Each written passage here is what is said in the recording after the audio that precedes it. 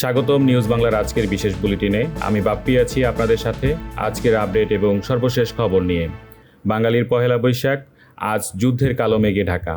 ট্রাম্পের অবরোধ অমান্য করে সমুদ্র সীমায় ঢুকে পড়েছে ইরানি জাহাজ। অন্যদিকে দেশের ক্রিকেটে তামিম ইকবালের বৈপ্লবিক সংস্কার এবং শেখ হাসিনাকে ফেরাতে ইন্টারপোলের অ্যাকশন। বিস্তারিত থাকছে পুরো ভিডিওতে। শুরুতেই আন্তর্জাতিক সংবাদ। ট্রাম্পের অবরোধ বনাম ইরানের চ্যালেঞ্জ। মার্কিন নৌ অবরোধ থাকা সত্ত্বেও আজ সকালে ইরানের দুটি জাহাজ হরমুজ প্রণালী অতিক্রম করেছেন। চীন একে বিপজ্জনক ও দায়িত্বজ্ঞানহীন বলে উল্লেখ করেছে। ট্রাম্প এখন লক্ষ্যহীন অবস্থায় আছেন বলে সমালোচনা শুরু হয়েছে। এদিকে ইসরায়েলের প্রধানমন্ত্রী নেতানিয়াহু মোদির সাথে বৈঠকে গ্রেটার ইসরায়েল পরিকল্পনার ইঙ্গিত দিয়েছেন। উত্তেজনার কারণে বিশ্ববাজারে জ্বালানির দাম বাড়ায় মার্চের বৈদ্যুতিক গাড়ির বিক্রির রেকর্ড হয়েছে। জাতীয় সংবাদ। হালখাতা ও ইন্টারপোল বিষয়ক তথ্য উপদেষ্টা নাহিদ ইসলাম জানিয়েছেন, আগের বছরের সংস্কারের বকেয়া রেখেই সরকার নতুন বছরের হালখাতা খুলেছে।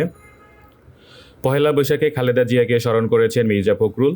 অন্যদিকে টাঙ্গাইলে ভাসানীর মাজার জিয়ারত করেছেন বর্তমান প্রধানমন্ত্রী। শেখ হাসিনাকে ফেরাতে ইন্টারপোলের রেড নোটিশ জারির প্রক্রিয়া প্রায় চূড়ান্ত। খেলাধুলার সংবাদ। বিসিবিতে তামিমের যুগের সংস্কার। বিসিবির সভাপতি তামিম ইকবাল আজ ঘরোয়া ক্রিকেটার দলগুলোর জন্য বড় রক্ষাকবচ ঘোষণা করেছেন। আম্পায়ারিং বিতর্ক রুখতে ডিজিটাল মনিটরিং সেল এবং ক্রিকেটারদের বেতন দ্বিগুণ করার প্রস্তাব আজই কার্যকর হচ্ছে। তামিমের এই হালখাতা ক্রিকেট মহলে ব্যাপক প্রশংসা পাচ্ছে। স্বাস্থ্য ও পরিবেশ বিষয়ক সংবাদ। রোহিঙ্গা ক্যাম্পে হাম এবং হামের উপসর্গ নিয়ে আরও 9 শিশুর মৃত্যু হয়েছে। স্বাস্থ্য বিভাগে সর্বোচ্চ সতর্কতা থাকার নির্দেশ দেওয়া হয়েছে। তীব্র গরমে হাসপাস করছে মানুষ। আজ পহেলা বৈশাখে হিট স্ট্রোকে আক্রান্তের সংখ্যা বাড়ছে।